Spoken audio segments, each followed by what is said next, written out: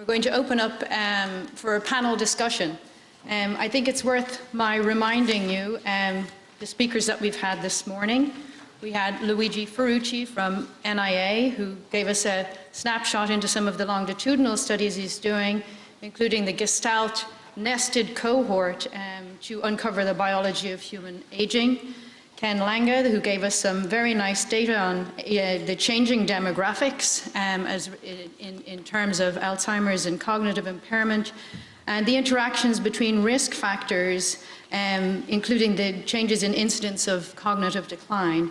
And then the real Ron Peterson, who gave us a very nice snapshot of current government policy, which I think is just really important to know, how to implement change in a research area that's as vital as AD research, and how the milestones that they have in place should keep in check and run simultaneously investment in the biology, clinical and community research that's going to be required. And finally, we heard from Vijay, the AD studies in India, and I'd like to know where she finds her billionaires so that I can get one too. I didn't even ask. So with that, I'll open up the floor for questions. If you'd please just stand up and give your name before you ask, and then if it's to address a specific person or a more general comment, just make that clear. Don't be shy.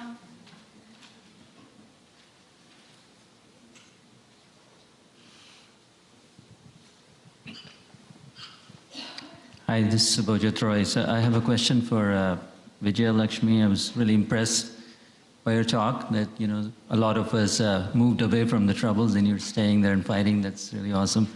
I had a couple of questions for you. The first was that I didn't hear in your studies that there were any accommodations for autopsies. That was one, and the other was that I was wondering with the cognitive test and the problems of having these, like a nation with 650 languages, could you come up with some sort of a cognitive test that has only pictures in it? Yeah. So to answer the first question, it's hard enough to, so we have plans for a brain bank, but as we are beginning the study, and we have our own set of troubles in recruiting people, we don't want to bring in the question, that whole talk about donating brains. But I think in the Bangalore cohort, it will be relatively easier. They would consent more, urban that will consent more easily. But we want to wait and watch, have our social workers pave the way before we bring it out in the open. But yeah, it's definitely there in the plan. And regarding cognitive tests, so NIMHANS has developed a battery, which is what we have adapted. But what we've also done is the ICMR, the Indian Council of Medical Research, gave a small grant to about 5 centers to set up normalized battery for cognitive tests. So that's also getting to be completed. But we have adapted completely the NIMHANS battery because NIMHANS has been in existence for 50 years and they use these batteries for a variety of things on daily in their patient. It is language-based, but the illiterate tests are there, which are all picture-based. We have that whole. So NIMHANS needs to do this because they see, like somewhere 1 million patients in a year. And they need, especially after head injury, when you want to assess cognitive functions. So those tests have been, there are several of them that are appropriate for illiterates. Actually, from here on out, if you could approach the microphones, because although we can hear questions down here, I don't think that they extend to the back of the hall. So use the microphones. Check. Okay. My question is for Dr. Peterson. I would like for you to kind of expand on the focal point of enhancing public awareness with the funds that are being provided to the research group. Like specifically, what fraction roughly of the funds do you think is going to go towards that? What is the main proposed vehicle for attacking that? Good points. I should say that in the funds that I outlined, they were almost exclusively for research purposes through NIH. But your point's well taken. The fourth goal is primarily education and awareness. And as part of that, there's a website that's been set up, alzheimers.gov. There's a brainhealth.gov website as well. And these are instruments to try to educate. But also the Agency for Community Living's, ACL, and a variety of the other agencies are responsible for enhancing awareness out in the community of what's going on and trying to, in fact, get people more involved in Alzheimer's activities and what they can do to preserve their brain. So there's a variety of interagency operations that are going on to try to extend knowledge. Thank you. I'm just going to throw my question out. You talked about a lot of interesting data collections, and they all seem to be either cross-sectional or there are panels that are following individuals, many of whom are 45 and over or 65 and over. I was just wondering whether there's any interest in thinking about doing intergenerational data collection, where you might take individuals who are 65 and over and then try to also follow their children or their siblings, and whether you see that as a fruitful avenue for research. That's a very interesting question. I'll try to address your question piece in part. Two issues. You know, we do a lot of intergenerational studies. You know, the BLSA was started in 1958, and so we have the breadth of longitudinal data that allow us to do some trend, especially some of the trend in, you know, how nutrition has been changed, how, you know, attitude for physical activity has been changed, how this relates to the development of some of the disease and how they affect some of the biological component.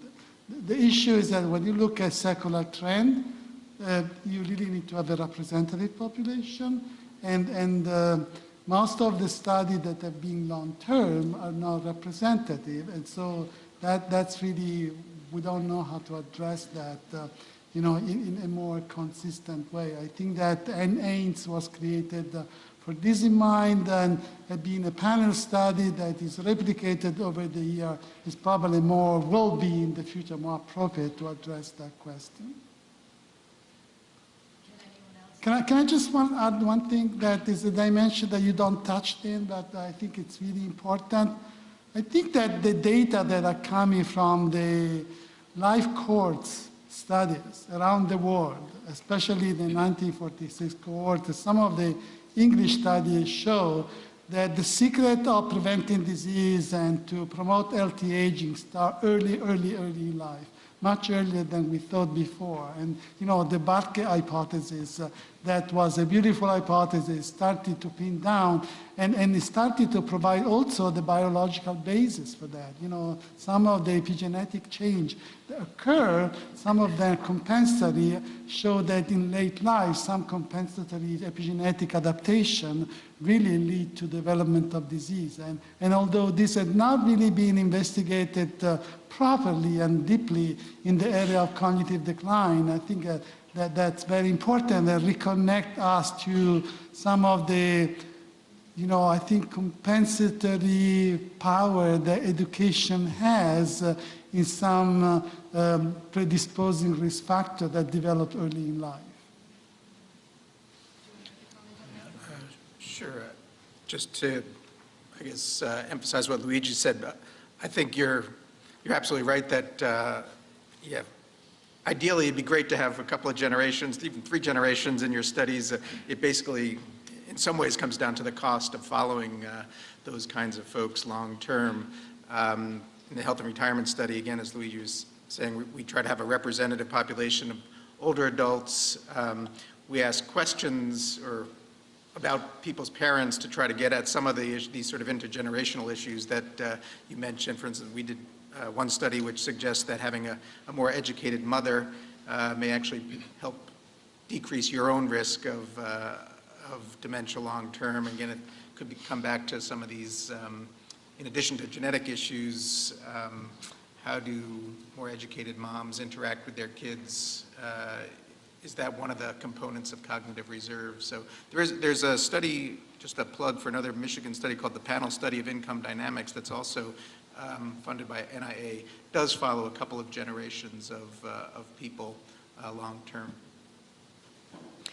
I can add to that, not what I talked about this morning, but Ken mentioned that we have the Mayo Clinic study of aging. We started that in 2004 looking at 70 to 90-year-olds because that's where the action was with regard to cognitive impairment and dementia, and realized that, of course, the biomarkers that underpin many of those diseases start decades earlier. So in the next iteration, we went down to age 50, randomly sampled people from our population.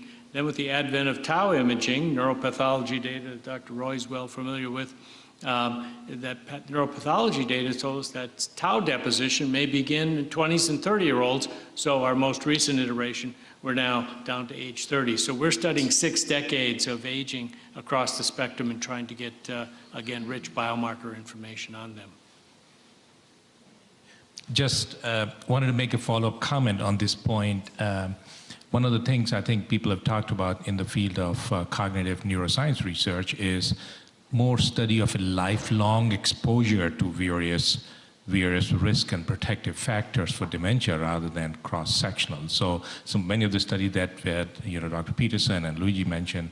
So here in Wisconsin, there's a Wisconsin longitudinal study, which all of you know has been funded for 60 years by NIA, which is a high school cohort of 1957. It's a social sciences department-based study, and for the first time, just 2 weeks ago, we submitted a collaborative grant between the Alzheimer's Center and the WLS data evaluating lifelong exposure to education, socioeconomic status, all occupational, those kind of things, to the most state-of-the-art biomarkers of Alzheimer's disease. And that'll help us study resilience to the disease and also rest. So I think the issue you're bringing out is critical for the field. Now, one thing I wanted to ask Dr. Ferrucci is, you're well aware, and many are, that NIA is trying to bring the Pepper centers and the Alzheimer's centers closer, in the sense that they want to integrate cognitive neuroscience research with physical function research, because we know brain has a major role to play in gait and falls and mobility. How do you think, what might be the best strategy to bring the two teams together? I know it's a very broad question, but with your knowledge base, what do you think is the best way to approach this? So first of all, I completely agree that they should be together. I mean, the organization of our brain, where we studied, during our medical school, that there is one part of the brain that does movement and the other part of the brain that does thinking, is, an incredible simplification that have absolutely no reality. There is so much integration, and that is really the beauty of the brain, where, movement and cognition are two components that are highly, highly integrated, and properly they, underneath their changes, there are, common mechanisms that are ongoing. And I think the work of Stephanie Studenski really show that, there are very, very early signs of movement disorder that occur before, at least detectable, say, cognitive decline or dementia are manifest. How do we do that? I think that the key, there are two keys, but those are my two approaches. One is recognizing that at the background of many of the neurodegenerative disease and the degeneratives in general, there are mechanisms of aging.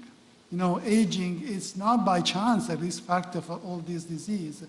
And so focusing on the underlying mechanisms that across disease cause increasing multimorbidity with aging is really bringing together those two areas. The second part, which I think to me is even more immediate and more important, is that we need to pull together the people that do basic science with the people that do clinical science. And although, everybody is saying that, nobody is really doing it. They're really silos. And, I'll tell you the experience of NIA, where I created a number of different labs that put together, the molecular biologists, the pharmacologists with the people that were doing the clinical and epidemiological studies. And when they started to have lab meeting, everybody came to my office completely upset because they could not understand what the other guy was telling during presenting their data.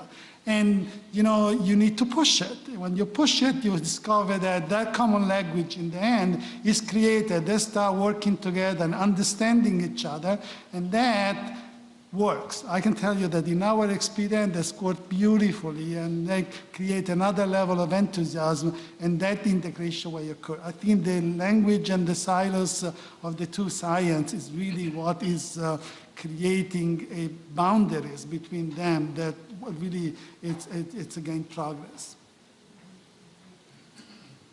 So I want to, Carrie Gleason from the University of Wisconsin. I want to thank the panel first for an excellent set of discussions. My question is for Dr. Langer, whether or not you think that the prevalence rate is decreasing equally across the racial groups or ethnic between Hispanics and non-Hispanics. That's a great question. So maybe answer that on a couple levels.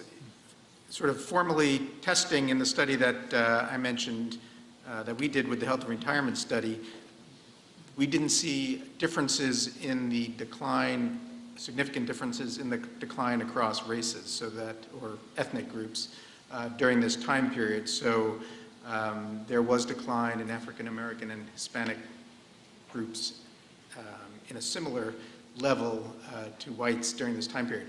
That said, there's clearly differences in risk that African American and Hispanics are at higher risk in our study and in I think pretty much all epidemiologic studies. And even after controlling for these clear differences in education and wealth, so trying to pick that apart and understand that both across socioeconomic groups within the United States, but then also across countries with different levels of education, again, to me is sort of, I declare my bias because this is what I'm interested in, but to me, I mean, both for just sort of social justice reasons, but scientific reasons also, why is it that African Americans in the United States have a higher level of risk? Is it the cardiovascular risk factors? It gets back to this question of education, to sort of the quality of education that African Americans were receiving in the South, for instance, in the 30s and 40s and 50s. And again, that's a scientific opportunity because there's this variation across the types of stimuli, if you will, that the brains of different ethnic and racial groups was facing, but also just, again, from a sort of ethical and social justice perspective, you know, the fact that someone in lower socioeconomic groups within the United States is at much higher risk to have significant cognitive decline, I think is sort of a huge target for us in this world. Why is that happening, and how can we address those disparities? As Ron said, I think that's one of the goals of, stated goals of NAPA, is to sort of understand these disparities much better. Can you make a comment on this as well? Sure. I think, as Ken said, that that these issues are of critical importance for nationally, certainly with the national plan and how resources are allocated. But they're difficult questions to untangle. I mean, I think that is the biology of Alzheimer's disease different in different ethnic groups? The underlying brain biology. So if you look at, say, biomarker expression, biomarker functions, it may not be. That doesn't mean that the disease is not expressed differently and it doesn't interact with the environment differently. But I think these are fundamental questions. One issue, again, that Ken's familiar with, our study of aging up north here in Minnesota, as you can imagine, is largely white. And we're obligated to look more broadly for that. So we're expanding down to Jackson, Mississippi, with collaborators at the University of Mississippi. We've been involved with them in the ERIC study previously, and we're going to be working with them to establishing a new cohort of African American, both urban and rural individuals, because that's another issue, urban versus rural, and to explore some of the findings that we've been seeing in our community. So, open questions. I have a question that's related to education and a concern for a broader definition. My name is Susana Castillo, and with newer immigrants that are bringing their parents into the country and a recognition of their indigenous knowledge beyond the traditional definition of academics. Is there consideration for those kinds of skills and its relationship to achievement and cognitive change as people age? I haven't heard a lot about that.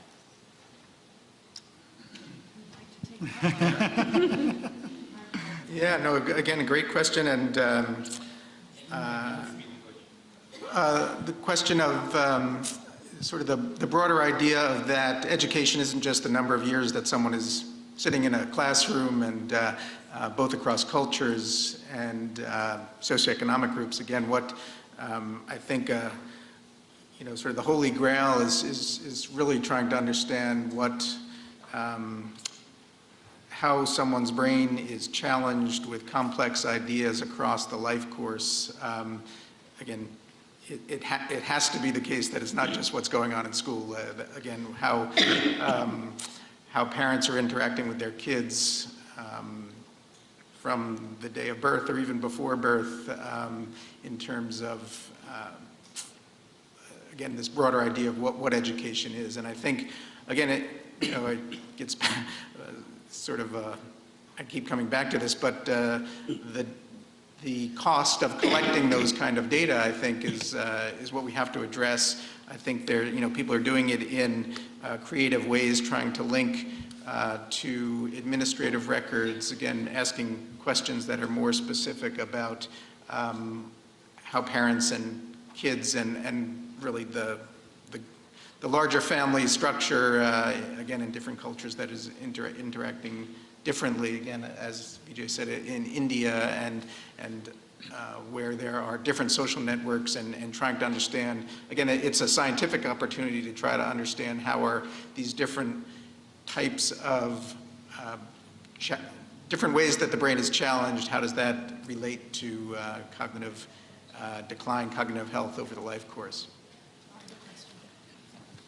May I just comment on that for a second? Another issue, talking about secular trends that will happen down the road, is how children, young adults these days with the electronic age, okay, with digital devices, how the brains are changing, adapting, rewiring in that context is really going to be an interesting question for people beyond me to address what that has done for its impact on cognitive function down the road.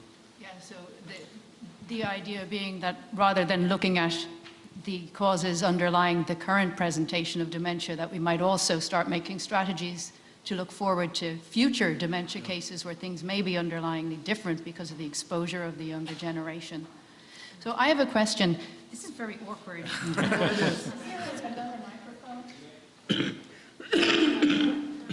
So one of the things that I come across all the time, so I try to stick to biology and avoid people altogether, but when I am exposed to demographics and epidemiology, and particularly in the context of geriatric care, there's always this thing about people being on multiple sets of prescriptions for multiple conditions, and frailty I know is something that you've considered a lot, but this idea that the comorbidities stack up, and is there any evidence that people who, as they accumulate more of these age-associated conditions, are actually more at risk for cognitive decline? Are they coincident? And is there any efforts being put in to try to understand those connections? I know it's the biology of aging, yeah. You put me at risk here, but I will tell you what I think.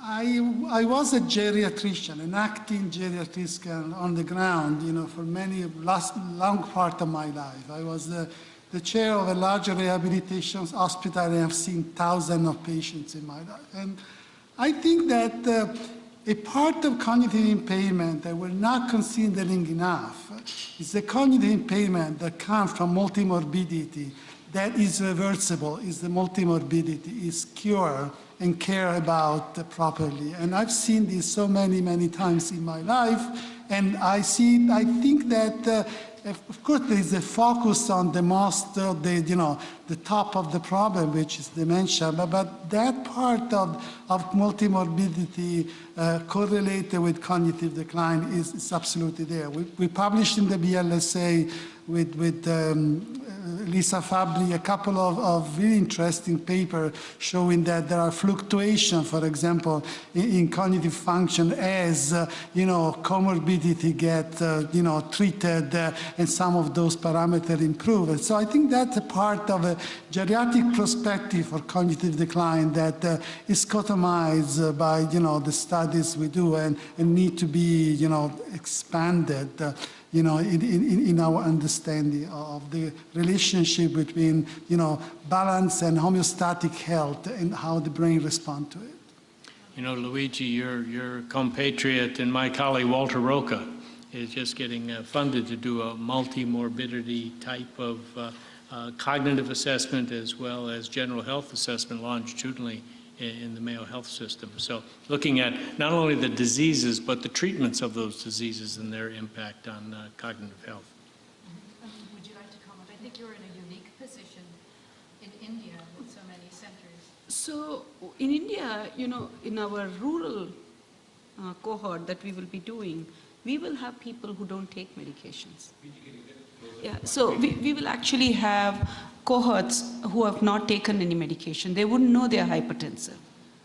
So actually what we will be setting up there is a small facility because they need to gain something from being a part of the study. So we tell them that they are hypertensive and they will be able to seek. So we will have to see. But in India in general, because preventive care is so important in the Western world, most old people tend to take dozens of pills. That doesn't happen in India. Unless there is a serious illness. In fact, preventive medicine is rather low. So even if you're borderline hypertensive, the doctor will tell you exercise and so they are very averse to taking medicines every day. So we won't have, some places we might, but we'll have less of this problem than in the US. Just Everybody takes 2 quick piece on that.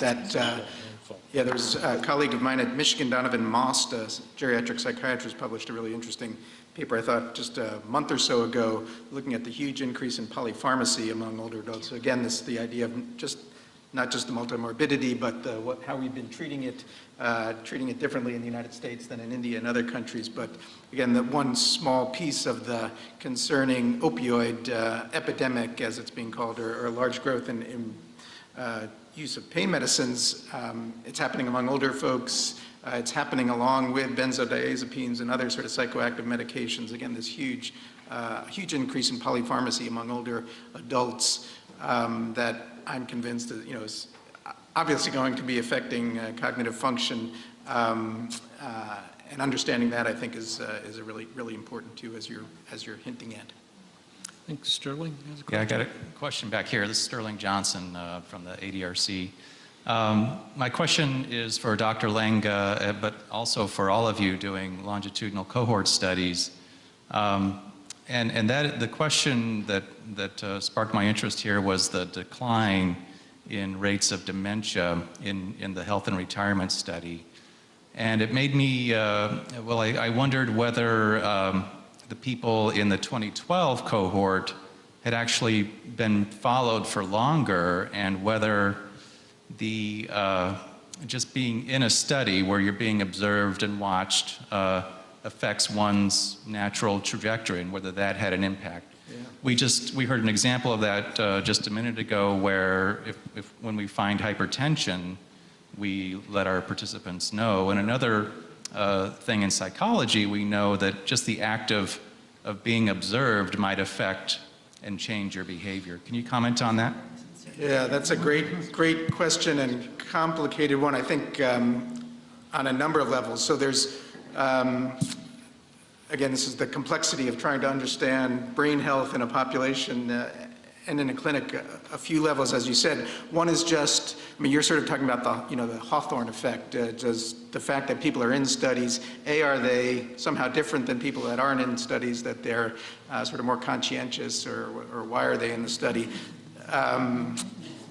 again, we try in the health and retirement study to recruit a very representative sample, but it's not going to be perfect, and I think so that's always an issue. There's also the question of, which is sort of a corollary, I think, of what you're saying, that when people take cognitive tests multiple times over 10 years, do they get better or less anxious about doing it?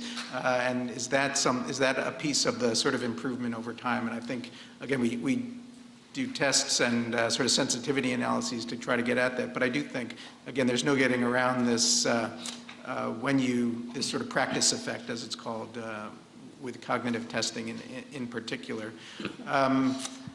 And your question about, basically, does feedback from being in a study end up making those people healthier than others? That's something we try very hard to address, sort of avoid the Hawthorne effect, and we actually don't feed back. We try to feed back actually as little information as possible to our subjects to try to address that. We are taking their blood pressures, and we tell them what they are, and there's some.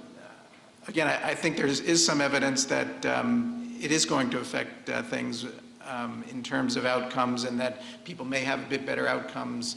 For instance, when we did fed back some information on hemoglobin A1C, we think we did see some increase in people visiting their doctors about diabetes. So again, that's part of this complexity of trying to pick out or minimize some of that Hawthorne effect. But I do think that's in there. I don't think it's explaining everything, but I think your question is a good impetus to try to always focus on that and understand how doing some of this science might be affecting some of those outcomes. My question is to Vijaya Lakshmi. Like, what do you think in India, like, about mental health awareness? Like, kind of like states like Uttar Pradesh, where you see, like, I see like people are not aware, like, what kind of mental health illness are. So what do you think about studying those states? And secondly, can you say some statistics about the treatment facilities in India, like mental health treatment facilities, dementia care? So regarding the first question, yeah, there is tremendous stigma attached to mental illnesses. And, overall, the number of, say, psychiatrists available per 1,000 population is very, very low in India as compared to elsewhere in the developed countries. So you do have the paucity. But having said that, I will definitely say that there is greater awareness today than it was. India has a mental health program where through the public health centers that spread across districts and villages, they are spreading awareness about mental health. And it's a trajectory that you will see in most low and middle income countries, that it will grow as awareness and education increases. Regarding dementia care, it is not anywhere near what we will need to have. We kind of, the government public policy has always worried about communicable diseases like tuberculosis and other diseases, and chronic illnesses have not received the type of attention. So now cardiovascular and diabetes do receive attention, but not dementia, which is why I failed to get funding. It's a good example. Except when the billionaire walks in. Yeah, and the billionaire walked in uninvited. But there are retirement homes that are coming up in big cities where they do offer, full-time care with a small, so that people can, as they get sick, can stay. That's the first. We are just at the tip of that kind of change. But yeah, I worry about it. I think it's the status of older people in India is a worry. It's a big worry, because the respect that we used to have for older people, which is a part of our culture and tradition, that has gone away. It's gone. It doesn't exist. Raj, may I ask Vijay a question? On the biology of one of your slides, you projected the ApoE4 carrier rate was about 12.5%. Actually, that's about half of this country, and I was at NIMHANS about a year ago and heard even lower figures, 8, 9, 10%. Yet dementia rates are as high as anywhere else. Is that vascular? The difference? Less Alzheimer's disease, more vascular? So there are two issues. There could be more vascular, and I think it is more vascular because our stroke incidence is higher, and we have more stroke in young. So in fact, in Karnataka state, 40% of the stroke admissions at NIMHANS are below the age of 40. Wow. Stroke in young is common. But there's another factor to it. The APOE genotyping that was done in a lot of centers was not as rigorous as it should be. They didn't sequence the amplicon, which one has to do to be really sure. So I think we need to revisit a lot of those studies and see how rigorously was the APOE genotyping done. Because Ballabgarh gave a very, very low figure, which was astounding. Right. I can move back over here. I have a quick question. Having recently done the 23andMe and discovering that I have freckles based on my genomic data, I was wondering if there are going to be efforts to coordinate between federally funded initiatives and resources that are in the public or private domain. So we've got the whole rolling out electronic health records across the nation now, which should be an amazing resource. But there are also other initiatives, such as the 23andMe, that would be ripe for research. Do you think there's going to be any possibility of leveraging cash from the federal government to explore those resources? Interesting question. I think certainly insofar as the genetic question is part of the biologic disease process and what we need to know about susceptibilities, I think so. You know, 23andMe is a private venture, of course, and interestingly, it has been in trouble before, too, because they were, it was the FDA who fined them because they were not giving appropriate information. They were giving genotype information back to individuals without supplementing it with appropriate knowledge base. What do you do about it? And I still think that's a problem. We're kind of preparing for people coming in the door with their genome saying, what do you make of this type? And so I think that could there be federal funds? I mean, it's not my call, obviously, but certainly insofar as informing us, informing the general public about the utility of these, how to use this information would be part of the actual awareness question that was addressed earlier. One of the things I'm thinking about is, your previous comment about the electronic age and how younger people's brains may actually be wired differently, which is very exciting. There's this whole crowdsourcing and flash mobbing and kind of thing. So it might be a way to drum up public revenue through, by picking something very modern like 23andMe, asking people to contribute their data and then having that analyzed independently. But it would be a tough nut to crowdsource that. I mean, whatever about your 2 billion. But there are ideas for how to integrate with modern resources and what youngsters might be interested in contributing to, and drumming up some interest in the biology of aging and scientific pursuit, I think. And the precision medicine cohort that NIH is funding is in some ways trying to leverage electronic medical records combined with genetics and other data out there in a huge million-person cohort. So in some ways, they're trying to get at that issue.